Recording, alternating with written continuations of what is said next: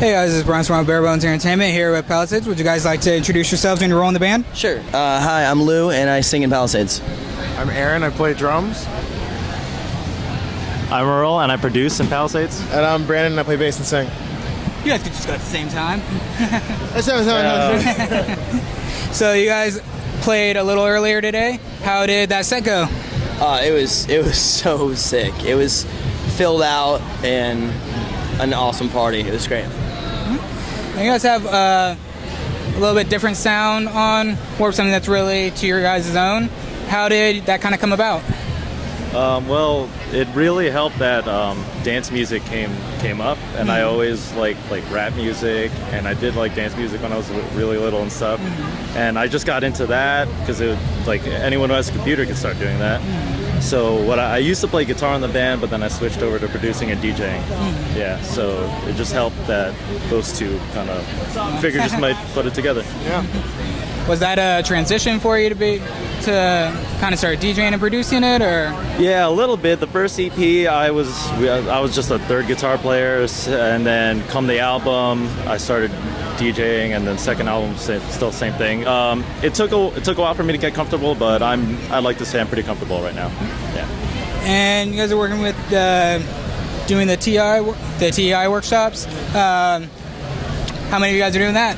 Actually, we actually had our first class today. It was all 6 of us. We kind of just made it a joint effort kind of thing, just talk about anything they had questions about, whether it's individually or as a whole, whether it's on songwriting or singing techniques or anything for Earl with producing and DJing or drums. It's been fun. It's the first class today, but I think we're gonna have more. So.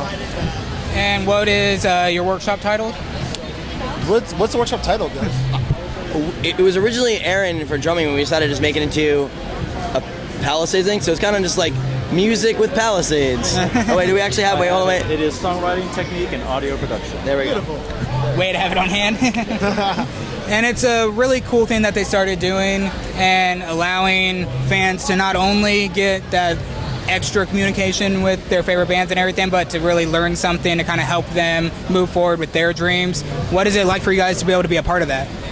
Oh, it's just amazing. Just to be able to just be able to think that these people want to take it 30 minutes out of their day just to come learn something from us is insanely flattering, and hopefully we do the best job that we can to help them pursue their own goals and dreams whenever they want to do. To not completely sell out your workshop, what would you say is what you hope to offer the kids? Honestly, I'd like to think that we're giving them tips that we wish people had given us when we were coming up. Yeah, because you learn so much more when you're actually in the industry, and when you finally make it, you see what you could have done differently. So I think we're just helping people out realize there's steps that need to be taken that sometimes you wish you made earlier. But it's a learning process. This is just your experience in life. So. What would you say is the best advice that you've received?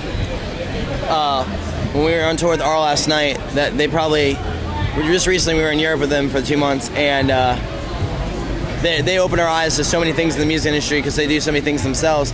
And the one thing that we kind of learned from them is hard work and determination pays off, and surround yourself with people that support you, and that's so important. Only surround yourself with people that are fully about your band and you're fully about them, because that's the only way things get done. You? I guess the best advice I've gotten came from Riff Raff. He said if you're not having fun, then that's when you're too old. Yeah, that's true. And I want to be young all the time. Yeah. So I'm having fun 24/7.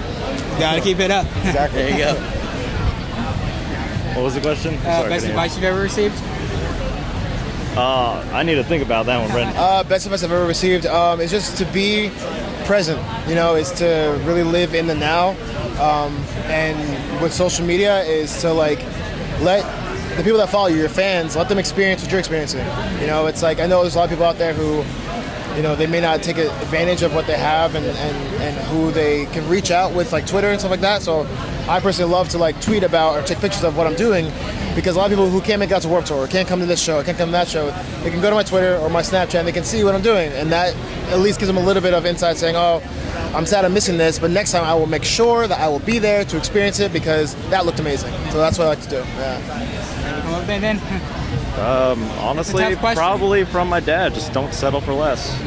Make sure everything you want is everything you'll get. If that makes any sense. So work hard, essentially.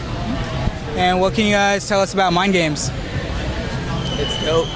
It's a party. I mean, it's something that you really need to just listen to, and when you listen to it, make sure you come to a show because a live show is something that is not normal. We just do things differently.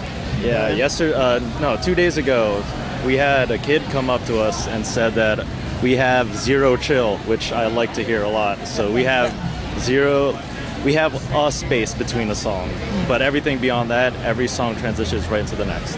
It's a constant Doesn't stop. party, honestly. Yeah. I feel bad for the kids sometimes because they don't get a break from jumping because they're just having too much fun. Definitely probably broke a few ankles. But at least it's a show they're always going to remember. Of course. No one forgets that broken ankle. What are you guys playing? A lot of songs off of it? Pretty much all the songs on our set are off of Mind Games except for one, which is High and Low. What can fans expect to later dates of Warp Them coming out and seeing you guys? They can expect something that they probably have never really experienced before. Like I said, like our live show is something different than a lot of the other, performers out there.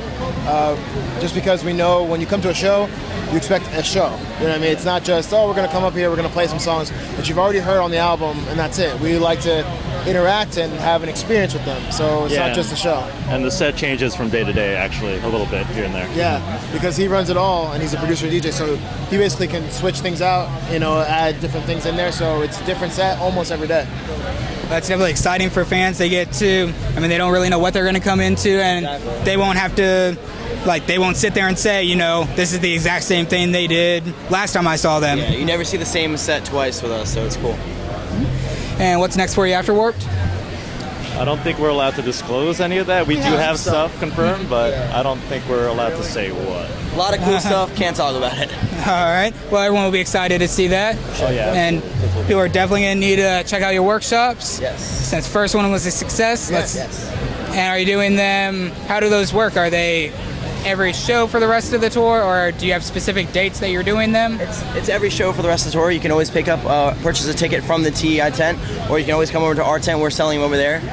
So whatever you feel more comfortable with, feel free, and we would love to teach class every single day. Or online. I think the link is thinktei.com/Palisades. Yeah.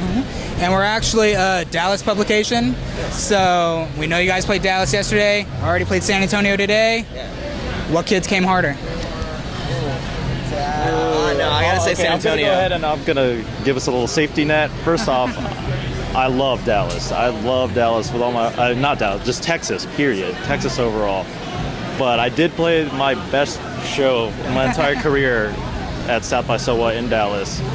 And I don't know, Dallas went pretty hard. I'm gonna say. Yeah, I'm gonna say Dallas. But also, shout out to Houston though, because Houston was tight too.